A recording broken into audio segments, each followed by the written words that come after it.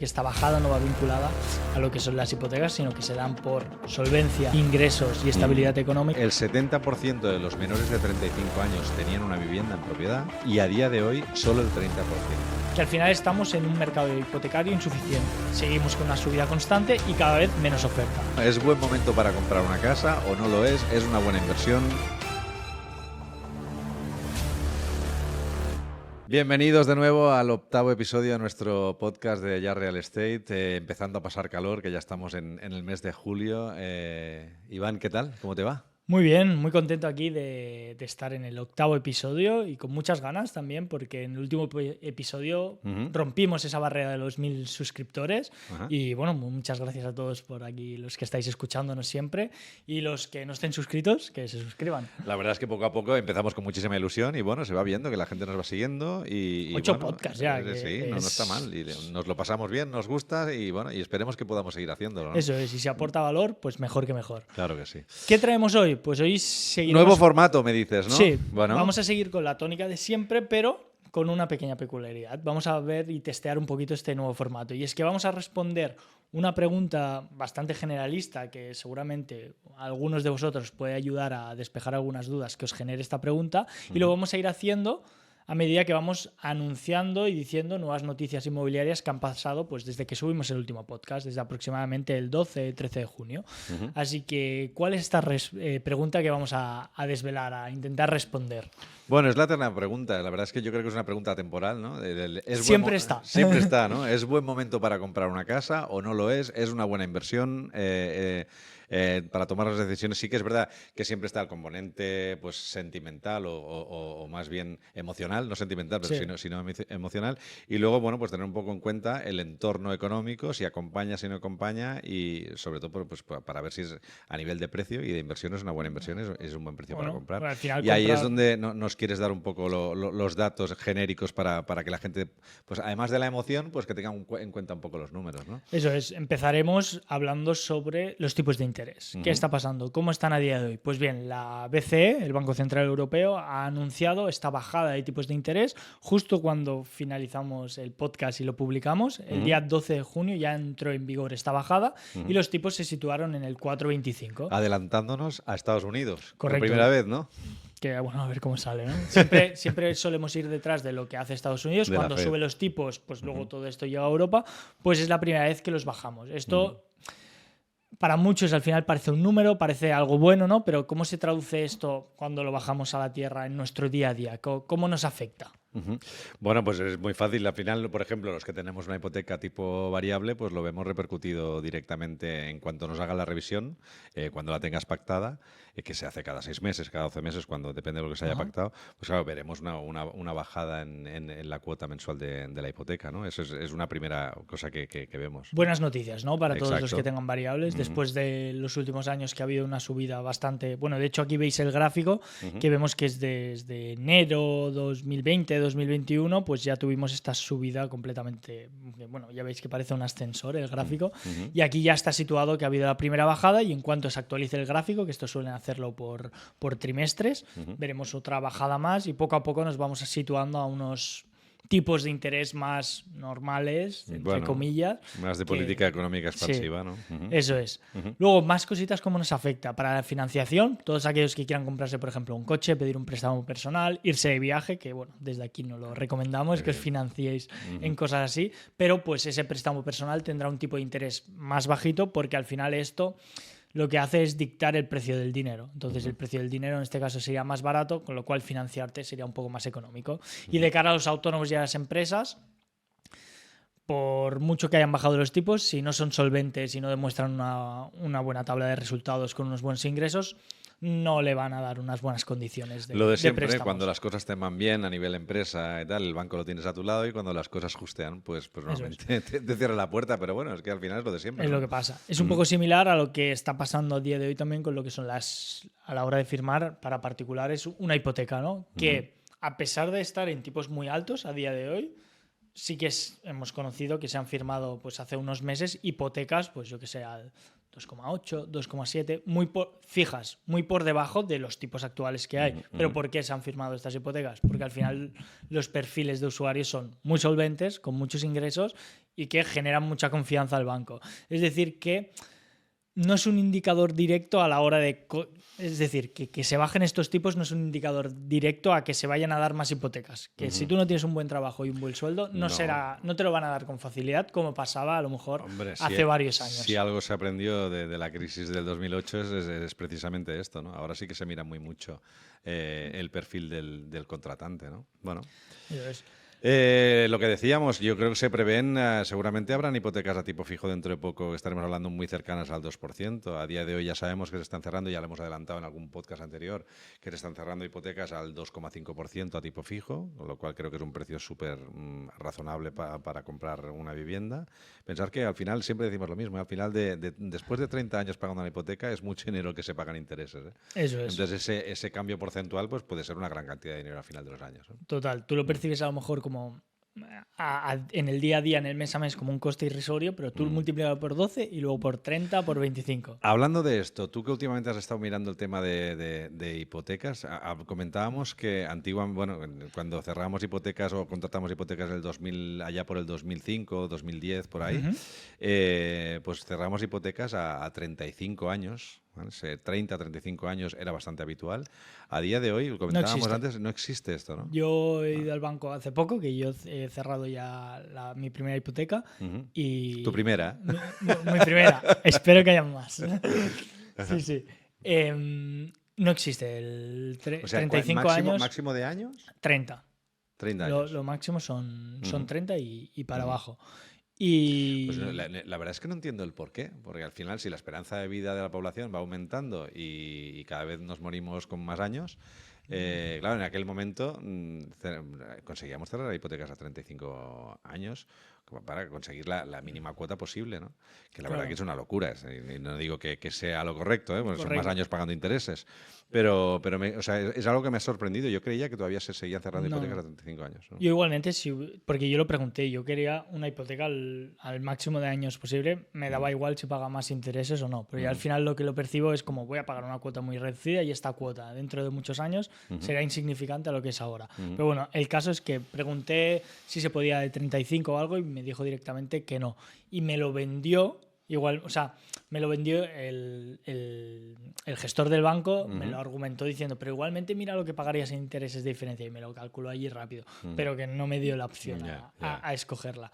Con lo cual estamos así. Y de tipos, pues me ofrecieron que fue en 2,7 de inicio, al final se cerró al 2,6 con vinculaciones, hablando del 90%. 90%. Claro, es decir, que a un 80 claro. Probablemente consigáis 2,5 o 2,40 quizá. ¿Vinculaciones?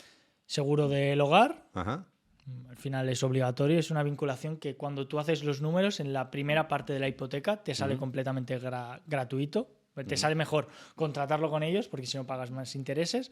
Luego, un 0,35 de bonificación si uno de los dos contrataba un seguro de vida.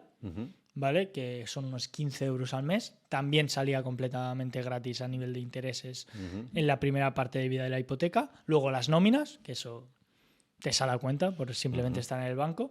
Y luego si contratabas la alarma era un 0,15 y bueno, lo ideal es, te sale más rentable no contratar la alarma y pagar ese 0,15 de diferencia, porque durante los 30 años, si tú pagas la alarma, estamos hablando de unos 17.000 euros y de intereses es mucho menos, pero bueno, por decisión personal, no quiero que me entren ocupas, cojo la alarma. Creo recordar que, hablando de esto, me dijeron, y creo que es así, que el principal vendedor de la marca de alarmas que tú contratas es CaixaBank. CaixaBank. Sí, por encima de su propia red comercial. Sí, es la de los puntitos Securitas Direct. Esto. Total, que te queda si yo he firmado un 2,6 fija al 90%, pues si buscáis en los bancos negociar, además que es un banco físico. Seguramente recordar en un también neobanco, que nos lo preguntan todo, lo volvemos a recordar, que cuando hablamos del 90% siempre hablamos del 90% del valor de la compra de la casa, excluyendo impuestos, etcétera, etcétera. Correcto. Porque es que mucha gente nos lo pregunta preguntan, bueno, que sepamos eso, que si la casa vale, me lo invento, el valor de firma de compra son 300.000, es 90% sobre esos 300.000, aparte son los impuestos, que sería un 12. 9. Sí, bueno, tú porque Impuestos, claro. exactamente 9.900 algo, contando la notaría y los impuestos. Pero hablas de la cantidad de tu... De la cantidad exacta, sí. Vale. En porcentaje he pagado un 7%. Un 7% porque eres menor de 35 años, de 32, 32 menor años, de 32 años. Tienes bonificado aquí en Cataluña el impuesto de transmisiones patrimoniales al 5%. Correcto. Vale. Eso es. En el caso que fueras mayor sería un 10%, con lo cual eso nunca en ningún caso entra dentro de la hipoteca. Eso es. Para dejarlo claro, porque una vez más lo volvemos a recalcar, Sí. que la gente... Ayer, de hecho, ayer tuve una visita en un piso en Mataró, que el chaval se llevó una sorpresa porque tiene 31 años y bueno, y hacía sus números y tal. Le comenté que tenía un 5% de ITP y él se pensaba que era IVA porque no sabía si era IVA ITP. IVA es para obra nueva, ITP para segunda mano. Y le decía que, claro, en el momento era un piso que son 199.000, o sea, 200.000 euros. Bueno, se dio cuenta que le costaba 10.000 euros menos. Es mucho dinero. Hombre, es mucho dinero. Más cosas que nos afecta este Euribor, pues bueno, los rendimientos que nos da el banco por el ahorro que tenemos. De normal, en el banco, si tú, por ejemplo, tienes 20.000 euros, lo que debería hacer el banco es pagarte, porque él está sacando rendimiento de esos 20.000 euros. Nosotros, lo que decimos siempre, si fuésemos al banco todos, no podríamos sacar el dinero, porque no existe, ¿no? Pues es un poco igual. Tú le dejas dinero, pues ellos tú lo pones a un depósito fijo de un 3%, por ejemplo, y al final de año, pues si tienes 20.000, te dan 600 euros, ¿no? Esto, si los tipos de interés bajan, a lo mejor de un 3 pasa a un 2,5 o a un 2. Vale. Esto normalmente, a lo mejor en los bancos físicos no es algo habitual, pero en muchos neobancos sí que se suele hacer. De hecho, si vais al banco y tenéis mucho dinero, si lo preguntáis seguro que os hacen alguna cosa similar. Esto lo podríamos ya hilar de alguna manera de contestar la pregunta inicial que hemos hecho de si es momento para comprar una vivienda, y que luego lo compararemos también con el comprar o el alquilar, etcétera, ¿no? Pero claro, es una manera de desincentivan el ahorro de tener el dinero en el banco, correcto, digamos, ¿vale? Porque no está incentivado, porque te dan muy poca cantidad y seguramente, bueno, es que claro, si quitas los costes de mantener las cuentas, etcétera, pues seguramente el porcentaje es muy bajo. Pues es una manera el comprar una vivienda de tener una inversión que seguramente a día de hoy es más rentable que tener el dinero en el banco, ¿no? Totalmente. Y luego, por último, también enraiza el análisis, esto no lo he dicho hoy, se me ha olvidado, tenéis todos los links abajo en la descripción, ya en este enlace donde se mencionaba la bajada de los tipos de interés, mencionaban también que a pesar de que haya esta bajada, los expertos no creen que vaya a haber un aumento totalmente drástico de las compraventas. Ha habido épocas que no, bajan los tipos de interés, hay mejores hipotecas, vamos a comprar directamente. Esto no pasa porque hemos visto que esta bajada no va vinculada a lo que son las hipotecas, sino que se dan por solvencia, ingresos y estabilidad económica, con lo cual llegan a la conclusión de que a día de hoy el principal problema de la vivienda, es lo que comentabas tú hace un momento, es el ahorro y el acceso a esa entrada inicial, no la hipoteca. Que probablemente si tuviésemos que pagar un 3%, 3,5% fijo, lo pagaríamos, pero prefiriendo tener el acceso a esa entrada inicial. Así que esta es la conclusión. Con lo cual, en base a este Euribor y en base a este análisis, digamos, económico que hay, tenemos tres opciones. Si queremos vivir solos, independizarnos. 1, comprar. 2, alquilar un piso, una casa. Y 3, alquilar habitaciones. ¿Qué sucede? Alquilar habitaciones, que siempre lo planteamos para gente joven. Pero hay mucha gente que a lo mejor se ve obligada. ¿Sí? Yo últimamente estoy escuchando, divorciados, separados y tal, que al final acaban compartiendo piso, pero al final es alquilar una habitación. Para nosotros dos estamos de acuerdo que la mejor opción a día de hoy es comprar. Sí que... Bueno, que ahí es donde nos vendrá mucho gente. No, claro, a vosotros os interesa decir que la mejor opción es comprar y tal. Bueno, somos una inmobiliaria, ¿no? Sí, claro. Pero es que al final es así. Yo siempre lo he visto de esa manera. Para mí siempre es la filosofía antigua que dice, no, es que claro, los padres siempre decían que un alquiler es tirar el dinero y que es mejor... Bueno, no, depende de la situación de cada uno. Volvemos a lo mismo. Si tú tienes la intención de estabilizarte, de quedarte a vivir aquí y del resto, piensas el resto de la vida seguir estando en el mismo sitio sin intención de poder cambiarte, pues para mí la mejor opción es comprar. Pero bueno, claro, eso depende de la situación personal de cada uno. Claro, ¿cuál es el problema con el alquiler a día de hoy? Bueno, tenemos 8 podcasts, 6 de ellos hablando de una ley nueva que afecta al alquiler, prácticamente, ¿no? Hay una regulación constante, una inestabilidad también constante, no se sabe lo que va a pasar, y esto deriva en ¿qué? En un aumento de precios y un aumento, descenso de la oferta. Correcto, un descenso de la oferta. Es decir, que no hay pisos. O sea, encontrar un piso de alquiler a día de hoy con el índice en el sitio que tú quieres es más fácil que te toque el euromillón, literalmente. Sí, es muy complicado. ¿Por qué? ¿Qué ha pasado? Otra noticia actual. Se vuelven a subir los precios de alquiler. Cada mes que pasamos se van subiendo los precios. Y decís, ¿cómo puede ser que suban los precios si se ha limitado el alquiler? ¿Cómo puede ser esto? Simplemente por la retirada de pisos de lo que es en el mercado. Claro. Entonces, todo piso nuevo, recordemos que si es un piso que ya ha estado alquilado, puede mantener el alquiler que ya tenía, pero si a partir de los 5 años o pisos que no hayan estado alquilados nunca, se tienen que regir a este índice, con lo cual no salen pisos nuevos, se retiran los que no se benefician de esta excepción que tiene la ley, que pueden mantener el precio del piso, con lo cual seguimos con una subida constante y cada vez menos oferta. Bueno, aquí has puesto el gráfico, ¿no? Aquí veis en la pantalla. De media en España ha subido un 13,2%. En la variación anual aquí del 2024. Sí, sí. Y en Madrid Me y parece Barcelona... una borrada. Lo que vas a decir es una borrada. Madrid y Barcelona ha subido prácticamente 18%.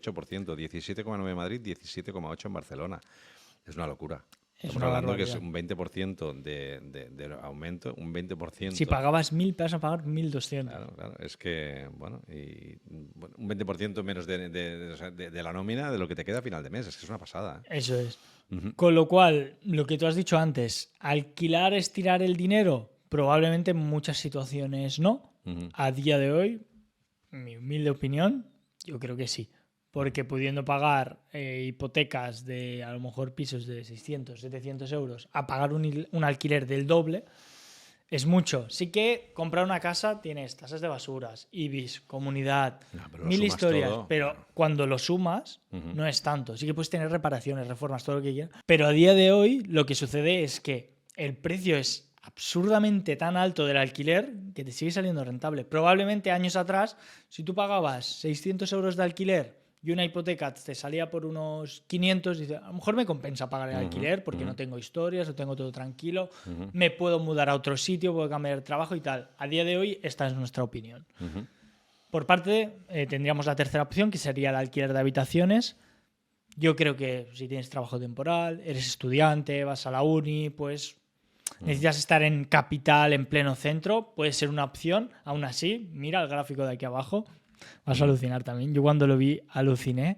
Esto es lo que se está pagando por habitación, por ejemplo, en Chamberí, 612 euros al mes. En Ciutat Bella, centro de Hablamos Barcelona, de barrios de capitales. 625. Y luego, por ejemplo, algo más económico, Ciudad Lineal en Madrid, 425. Estamos hablando de una barbaridad, que con esto podemos tener hipotecas, pues sí, evidentemente por las afueras, pero estamos teniendo en cuenta que ese dinero que vamos a destinar de hipoteca no va a fondo perdido, sino que va a amortizar un préstamo para un activo que luego será tuyo.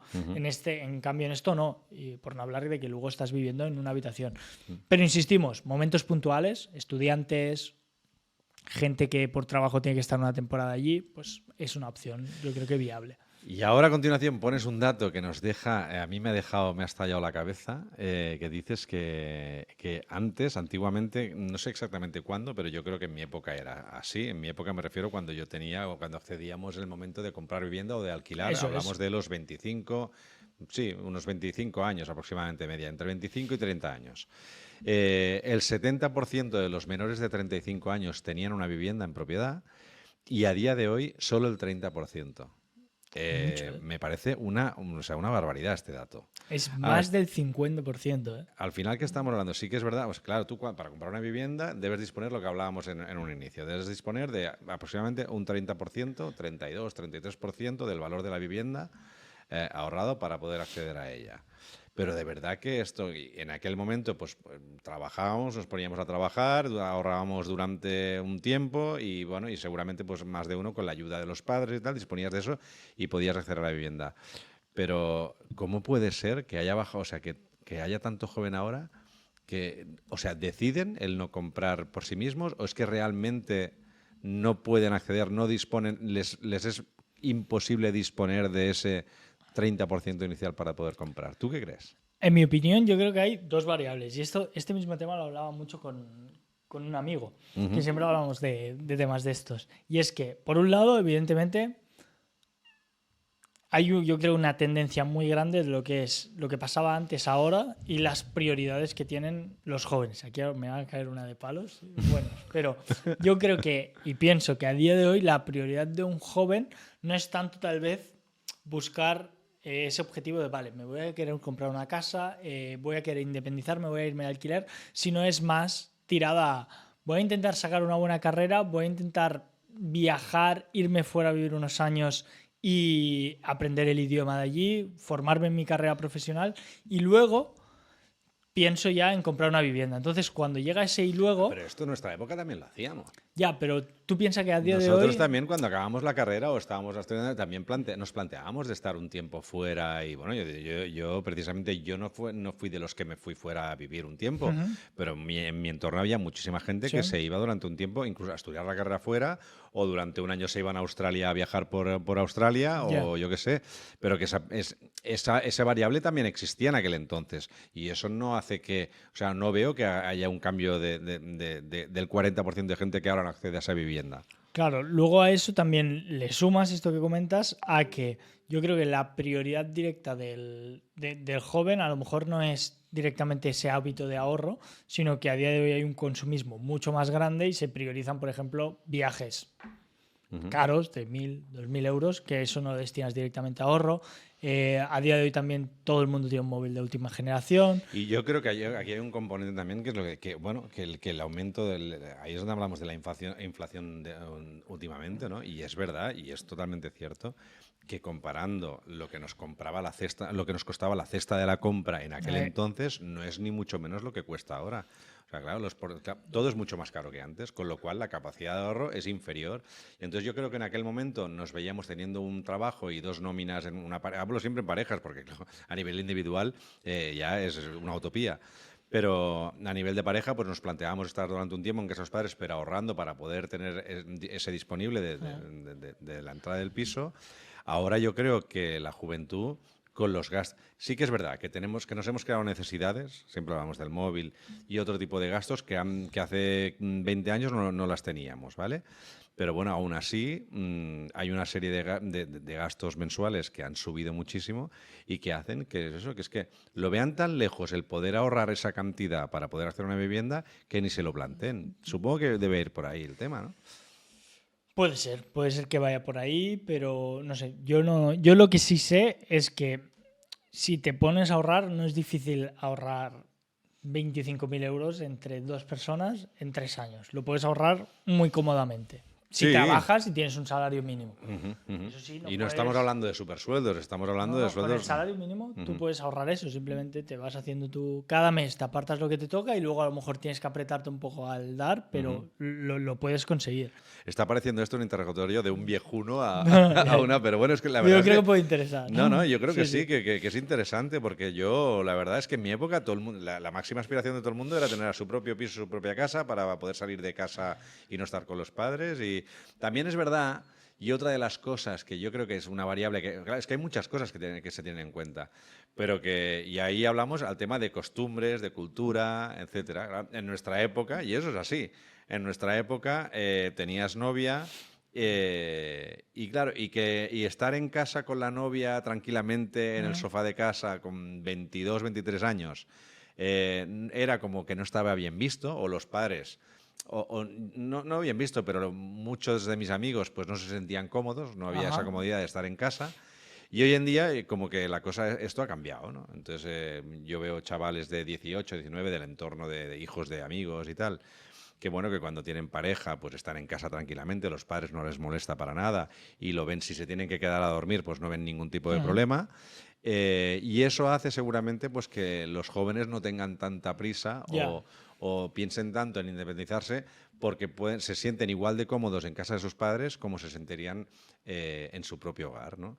Nosotros no es que estuviéramos mal, pero es verdad que no teníamos una comodidad. Yo no estaba cómodo con mi pareja en casa, durmiendo en casa con mis padres, porque sabía que mis padres no estaban cómodos, que no les parecía correcto que yo Sí, estuviera allí y hablo no de los míos, hablo de la gran mayoría, ¿no? Entonces eso también es un componente que seguramente se tiene en cuenta, ¿no? Que hoy los jóvenes están cómodos en casa, con lo cual no tienen tanta prisa. El resumen de esto es que este 70-30% sí que puede haber muchas motivaciones de todo lo que tú dices, de cómo estaba pasando antes, el estar en casa, el traer a la pareja no, las prioridades, el comprarse un iPhone o no, pero yo creo que la variable más importante es que con 1.200 euros a día de hoy es mucho más difícil ahorrar que antes a lo mejor con lo que es el salario mínimo. Y eso es lo que hace que Sí, sí. esté así.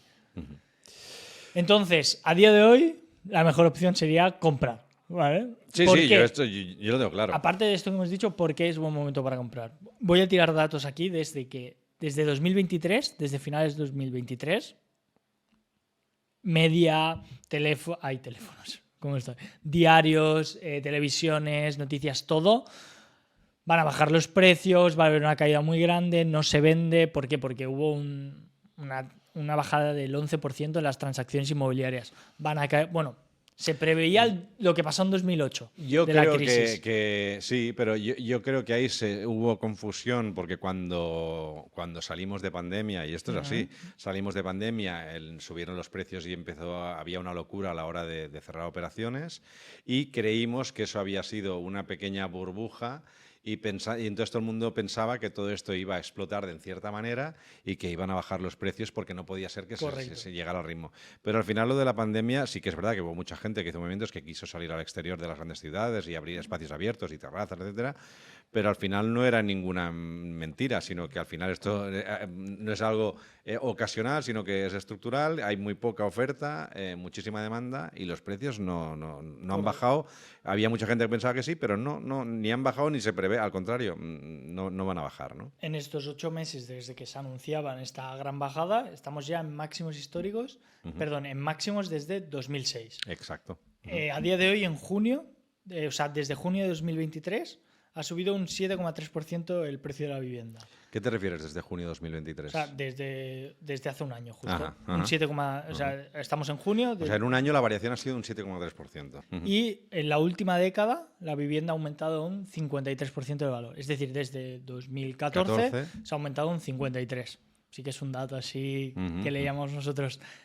¿Cómo sería? Tergiversado, sí. Tergiversado. Bueno, más que tergiversado. No es tergiversado, es real. El dato real. Pero bueno, depende de cómo cojas los datos de una manera o de otra, pues se puede leer de una manera o se puede leer de otra. Pero sí que es verdad que del 2014, haciendo las cuentas, pues sí, han subido un 53%. Con lo cual ahora yo diría que aproximadamente, y hablando por ejemplo de la vivienda, de mi vivienda, estamos ahora en los mismos precios, depende de las zonas, y esto no se puede generalizar, pero que estamos ahora más o menos un poco por encima de los precios de cuando se compraba justo antes de la crisis inmobiliaria de 2008, 2005, 2006, pues ahora los precios de vivienda están aproximadamente por ahí. O sea, las viviendas que se están vendiendo por aquí, por la zona, se están vendiendo al mismo precio que por aquel entonces. ¿Qué queremos decir con esto? Que tú al final, cuando compras una vivienda, la compras, no sé el porcentaje exacto, pero probablemente en más del 75% de los casos con una hipoteca.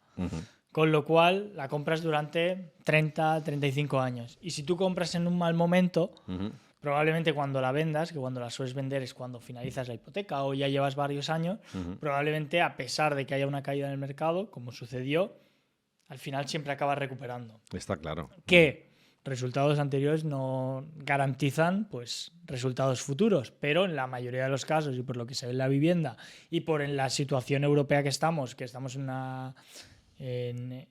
una economía totalmente inflacionista y que necesitas que haya una inflación mínima para un crecimiento constante, lo que dice es que todo va a ir subiendo de precio, con lo cual en la mayoría de los casos, si tienes paciencia, acabarás es como a unos niveles como cercanos. Cualquier inversión. Si se prevé que no tengas que vender forzado por una, yo qué sé, por una situación complicada o tal, es como en la bolsa. O sea, es inversión siempre cuando piensas en largo y no tienes que vender en corto. Está claro. Totalmente. Al final el precio también va a seguir subiendo porque a día de hoy hay una oferta escasa y esto es oferta y demanda. Y bueno, tú me lo comentabas antes cuando repasábamos el guión, que me dices, claro, ni el COVID ni la pandemia ha conseguido que haya una bajada real en los precios, porque no bajaron. No, es que no bajaron los precios, al contrario. Y por eso, pues al final, lo de siempre. Cuando hay cuando hay tanta diferencia entre la oferta y la demanda, al final es imposible que los precios se toquen. Luego, Por mucho que se construya obra nueva, nunca vamos a llegar a niveles. Bueno, es que se tendría que empezar, ya lo hemos dicho en otros podcasts, un montón de viviendas para que se igualara oferta y demanda, ¿no? claro, y que por lo que tú dices, por mucho que se hayan 2, 3, 4 edificios, no son suficientes esos 2, 3, 4 edificios para considerablemente bajar, yo que sé, un 2, un 3% el precio generalizado de todo lo que es la vivienda. Más motivos por lo que sigue siendo una buena inversión comprar. En la mayoría de casos vas a pagar menos de hipoteca que de alquiler, y más a día de hoy cómo están los alquileres actualmente. Luego en un futuro también esa casa va a ser tuya, la podrás alquilar, a lo mejor no al mejor precio por el índice de alquiler. Puedes hacerla vacacional, puedes hacerla habitacional o venderla. Y simplemente que cuando el día que estés jubilado, pues no tendrás ese coste. O sea, en el momento que dejas de pagar la hipoteca y la casa es tuya, dejas de tener el coste mensual de que tendrías de alquiler si no hubieras comprado, ¿no? Eso es. Y luego otro motivo también que es interesante es que tú cuando compras una vivienda es una inversión, tienes un activo. Normal, beneficios que tiene esto, la puedes comprar apalancado. Es decir, que el banco te va a prestar dinero y no tienes que descapitalizarte de golpe y puedes seguir teniendo pues unos ahorros para seguir haciendo. Y luego otra cosa es que si tú contratas una hipoteca fija, puedes hacer algo que se llama como un DCA, que en términos de bolsa e inversión es un dollar cost average, que lo que hace es, imaginaos... estos ya son nombres muy de podcast, ¿eh? Muy sí, de moderno. Muy de podcast total. Sí. Tú lo que haces, si tienes un activo, por ejemplo, el SP500, que es muy famoso, las 500 mejores empresas de Estados Unidos, y lo compras, por ejemplo, a 2.000, tú si inviertes 1.000 euros de golpe y de 2.000 baja 1.000, tú tienes 500 y te ha bajado y te comes la bajada. Pero en cambio, si metes 100 y baja 500 y luego en 500 compras 100 y luego vuelves a subir a 600 y compras 100, pues haces una media y vas comprando poco a poco.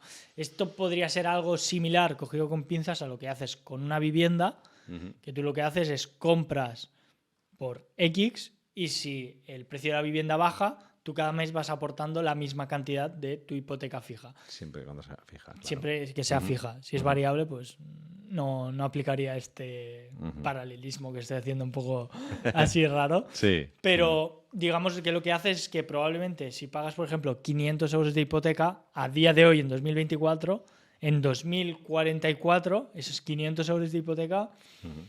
Pondría la mano en el fuego, no tengo una bola de cristal, pero estoy seguro que esos 500 euros valdrán menos, o sea, podrás comprar menos cosas con 500 euros que lo que compras ahora. Bueno, la inflación sí o sí va a seguir. O sea, yo creo que nadie, o no conozco ningún estado que sea deflacionario durante varios años. Eso es imposible. Más datos. AEP, que es la Asociación Española de Análisis de Valor, prevé también una subida generalizada en el precio de la vivienda. Tenéis los artículos aquí abajo, como siempre. Datos al final confirma los datos que ya teníamos, que se prevé pues, subidas del 4 o 5% de media. Sí. Y eso lo venimos diciendo desde hace ya un montón de meses. Sí. Eso en las viviendas usadas, luego en las viviendas nuevas un 6%. Esperan también un repunte de las transacciones, que ya está pasando, se ha reactivado bastante el mercado. Claro. Y luego remarca mucho en todo el artículo que al final estamos en un mercado hipotecario insuficiente, que desde 2008 se ha reducido todo lo que es las hipotecas que se dan un 40%. Y remarca eso lo mismo, que el problema es que hay una falta de oferta. ¿Por qué? Porque el problema es, reiteramos otra vez en lo mismo, la gente no tiene dinero para dar la entrada, pagar el ITP y los gastos de notaría. Con lo cual, tú sin ese paso no puedes tener una hipoteca. Con lo cual es el problema que hay. Y luego también ASG Homes, que es una promotora muy grande, también nos dice que el precio de la vivienda tampoco va a bajar, en este caso por la subida de costes, y también que evidentemente no van a poner un precio por debajo del mercado si lo pueden vender a más alto. Y aquí tenéis lo que son los enlaces. Aún así, con esto... Lo que hablamos del tema emocional, ¿no? Sí. Bueno, todo depende de la situación personal y familiar de cada uno a la hora de tomar decisiones de comprar una vivienda. Y eso hace que, también, un dato curioso que hemos estado viendo, ¿no? Que, bueno, la gente se plantea, bueno, ¿cuándo compro ahora que estamos en el mes de julio? No sé si es mejor comprar ahora o tomar las decisiones ahora o tomarlas después cuando volvamos de vacaciones en septiembre, en octubre. Y es curioso porque Fotocasa ha hecho un estudio que bueno, planteaba cuál es el mejor momento del año para tomar decisiones a la hora de comprar una vivienda y lo diferencia pues en las 4 estaciones del año, ¿no? Primavera, verano, otoño, invierno. Y bueno, me parece interesante lo que comentas, ¿no? Y esto aplica tanto para compradores y podéis hacer la parte como contrapuesta del vendedor, poniéndose desde el otro lado. En primavera dice que es un mes muy atractivo y hay compras pues impulsivas. ¿Que con impulsivas a qué nos referimos? Que a lo mejor pueden pagar un poquito de más en las zonas donde hay mucha segunda residencia. ¿Por qué? Porque digo, compro ya 2-3 meses, ¿no? Que es lo que tarda en cerrar una operación. Ya la tengo disponible en verano. Pero hablabas de la primavera, luego en verano, ahora, por ejemplo, esta época. Hay más, digamos que hay más tiempo, la gente se toma más calma para visitar propiedades, puede ver varias y entonces eso es lo que hace. La gente lo sabe, hay más viviendas a la venta. Claro. Y pues la gente no se casa solo con una, sino que como tiene más tiempo, probablemente tenga vacaciones, haya viajado a algún sitio, pues se toma su tiempo para visitar. Por ejemplo, los domingos. Los domingos son visitas, los que hacemos visitas los domingos, son visitas muy buenas porque la gente va más calma. Pues es lo mismo que ahora en verano. La gente va con más calma, no tiene la prisa de los niños de ir a buscar extraescolares, de correr, tal, no sé qué. Entonces van un poco más a la idea. Pues en verano pues la gente tiene más tiempo, el día es más largo, con lo cual las visitas se pueden alargar hasta más luz, hasta más sol, luz, más tarde. Claro, todo esto también influye. Y aquí hay las dos caras. La parte buena, tiene más tiempo, están más dedicados, se le encaja tu piso muy bien. La parte mala, se lo piensan más, le dan más vueltas a las cosas, claro. Se miran bien sus tipos. Bueno, la cara buena y la cara mala. Luego, en otoño, es final de verano, puede ser buen momento, nos dice este artículo de Fotocasa, ya que esa compra no va a ser tan impulsiva, pero sí que los vendedores, todos aquellos que a lo mejor no han tenido muchas solicitudes, muchas visitas de cara a verano, pues buscan pues que voy a actualizar precios, voy a hacer algún movimiento, voy a decidir cambiar la estrategia, retirar la vivienda de mercado, subirla más tarde, pues se empiezan a mover más hilos y hay bastantes actualizaciones. Al final, en otoño, que empieza en septiembre, ¿no? En septiembre es como el nuevo año a nivel laboral, ¿no? Sí, se cambia el chip. Sí. Los niños vuelven al cole, tú vuelves al trabajo normal, todo igual. Entonces es como un reset. Y luego en invierno, pues lo que nos has comentado, el tema de deducciones fiscales a nivel de empresas y luego que la cuesta de enero, sí que es verdad, finales de Navidades y la cuesta de enero, la gente está por lo que está, se ralentiza todo un poco y a lo mejor no es la época ideal para vender, a no ser que hayan esos propietarios que no he vendido durante todo el año, oye, me la quiero ya quitar de encima, actualización de precio y fuera. Y este es el estudio que nos decía ahora. Me ha parecido interesante traerlo. Sí, la verdad es que está chulo, sí, porque aparte, lo de siempre, juntamos el componente emocional o incluso de clima, no sé cómo decirlo, del tema estacional. Estacional, correcto, junto con el tema económico, ¿no? Oye, pues nada más, Iván. Bueno, parece que hemos contado cosas que nos parecen a nosotros interesantes. Cualquier, como siempre, ideas que tengan. Exacto, sugerencias, ideas, cualquier cosa que penséis que podemos comentar, que podemos hablar, pues todo es bienvenido en los comentarios. Así que nada. Gracias y hasta la próxima. Chao, chao. Chao.